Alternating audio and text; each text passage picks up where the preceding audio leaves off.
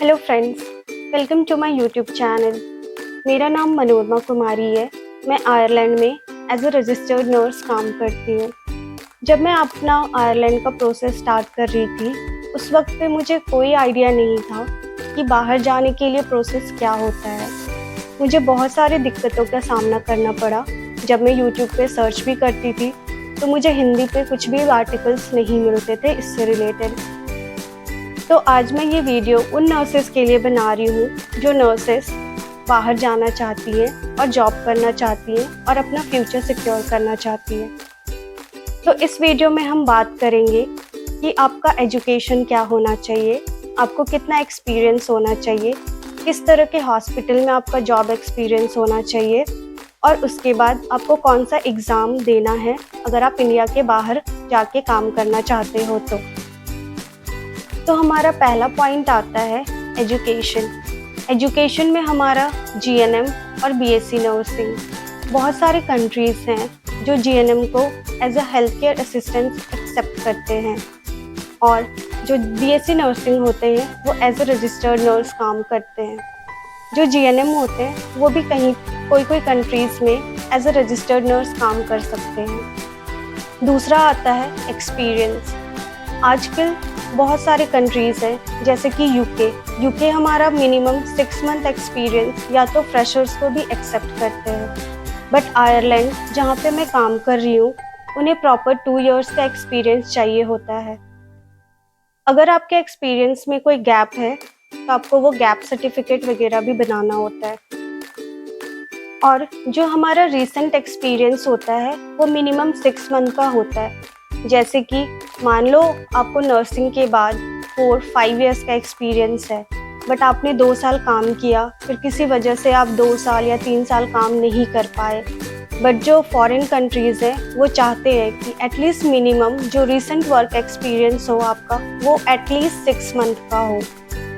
और जो भी आपका गैप है उसके लिए आपको उन्हें गैप सर्टिफिकेट सबमिट करना होता है। एक और बहुत इम्पॉर्टेंट बात जो कि मैं इस वीडियो में आपसे शेयर करना चाहूँगी, जो कि मुझे भी नहीं पता था, कि अगर हमने नर्सिंग, जैसे कि एग्ज़ाम्पल के लिए मैं बताती हूँ, अगर हमने नर्सिंग दिल्ली से किया है बट हम जॉब कहीं और कर रहे हैं, जैसे कि हम चंडीगढ़ में जाके जॉब कर रहे हैं, तो जो हमारा नर्सिंग रजिस्ट्रेशन होना चाहिए वो चंडीगढ़ का होना चाहिए। क्योंकि आज के डेट में जो एज़ पर द प्रोटोकॉल आप जिस स्टेट में काम कर रहे हो आपका उस स्टेट का रजिस्ट्रेशन कंपलसरी है। तो मेरे पास ऐसा नहीं था क्योंकि मैंने पढ़ाई अपना छत्तीसगढ़ से किया था बट मैंने जॉब गुड़गांव में किया था जो कि हरियाणा में पड़ता है। तो मुझे अपने हॉस्पिटल से नो ऑब्जेक्शन सर्टिफिकेट लेना पड़ा था। अब बात करते हैं एग्ज़ाम कि हमें कौन सा एग्ज़ाम देना होता है जिससे कि हम बाहर जा सकते हैं।